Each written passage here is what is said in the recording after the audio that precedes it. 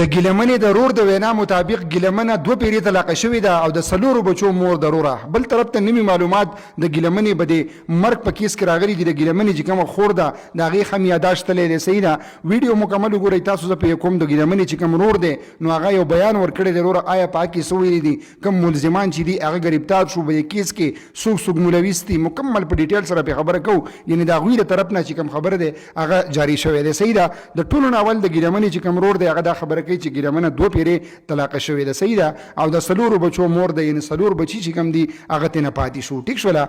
بل طرف ته هغو پښتنو هغوی دا خبره کوي چې موږ د پولیس والا 24 غنټې راکړې وي چې په 24 غنټو کې به موږ د ګیلمنې کوم قاتلان دي هغه موږ ګرفتاروو. که موږ ګرفتار نه کړو تاسو چې بیا څه کوئ هغه به وکړئ. صحیح ده، زموږ یو میډیا ملګری دی جي، هغه د وینا دا خبره چې ما ورسره کله رابطه وشوه د رور سره چې زه ستاسو نه انټرویو کوم، ورور یې ماته وویلو چې فلحال صبر وکړه، موږ له پولیس والا د ټیکسلا 24 غنټې راکړي دي، که چېرته کې زمونږ د ملزم ګرفتار نشو بیا به موږ خبره میډیا ته راوړو، موږ به بیا میډیا ته راوځو. د هغه پورې تاسو میډیا والا مکمل قلاره اوسېږئ. صحیح ده. بل د ګیلمنې سره چې کومه خور وه په ګاډي کې په هغه ټیم کې هغه هم لګېدلې وه، یعنې هغه هم زخمي شوی وه. صحیح ده. بېګا د اسپتال له ذرایع مطابق او د ګیلمنې د رور مطابق هغوی دا خبره کوي چې د هغې یاداشت چې کوم دی هغه هم تللی دی. صحیح دی، یعنې هغه هم مکمل، یعنې زه به دا ووایم چې دماغ یې کار پرې خوستی دی. ټیک ده. بل طرف ته کوم تصویر چې تاسو ته ښکاري جي دا وګورئ ښه. د ګیلمنې په جنازه کې صرف یې دغه 1 2 3 4 5 6 7 8 کسان د جنازې په کټ پسې د ګیلمنې ورلګېدلي دي، یعنې هغې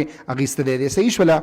دا که چېرته کې دې ګیلمنې اعلان کړی وی چې زه به بېګا له دغه ګراونډ ته راځم، تاسو راشئ، زه به ستاسو سره ټیک ټاک یې جوړوم، ستاسو سره به زه سیلفیانې وباسم. نو تاسو څه خیال دی؟ په سوونو پښتانه بدلې که نه بدلې وروره؟ په سوونو نه، په زرونو پښتانه بدلې ګیلمنې نه هلته کې چې ګیلمنه راځي چې دا سیز مونږ ووینو چې دا څنګه دی جي، یعنې ټیک ټاک کې یو شان دی، دلته ریل دی که نه څه پروګرام دی جي، یعنې دا پښتانه به هلته کې تلې. ټیک شوله. خو دا یو زنده حقیقت دی وروره چې کله ته د خوږ دین اسلام نه لرې شي، کله تا ته څوک نصیحتونه کوي تو په هغه نصیحت باندې عمل نه کوې نو بیا به ستا په جنازه کې هم څوک نه وروره.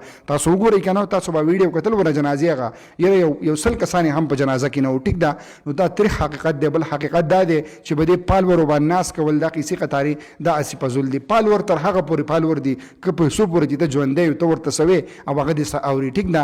چې ته کله لاړې دا پالور دې هم ختم شو، مکمل لاړی جي. الله پاک دې رحم وکړي. ګوره یو نیم انسان دا مرګ نه دی، دا زموږ دپاره یو عبرت جوړ شي وروره. بدې کې زموږ دپاره ډېره پیدای خو که دې له مونږ لږ سوچ وکړو جي. الله پاک دې رحم وکړي. د ویډیو کتلو ډېره زیاته مننه. هر چاته چې اوسئ پښتنو الله محاذ ساته. ډېره زیاته مننه. قربان پلوي الله مسپارم. اخیره کې یو اواز پاکستان زنده باد. کوشش وکړئ ویډیو مخکې ملګرو سره ضرور شریکه کړئ. او زه هغه جینکو له ویم کومې جینکۍ چې اوس هم په ټیک ټاک باندې لګیا دي، د یارانې ریلیشنشپ دا قصې قطارې د ګفټینګ دپاره کوي، هغوی ته وایم چې الله مکه هسې نو ستاسو هم دا لار شي. پلیز د دې څیز نه مکمل اجتناب وکړئ جي. الله پاک دې رحم وکړي. ډېره زیاته مننه. قربان پلوي الله مسپارم. وسلام.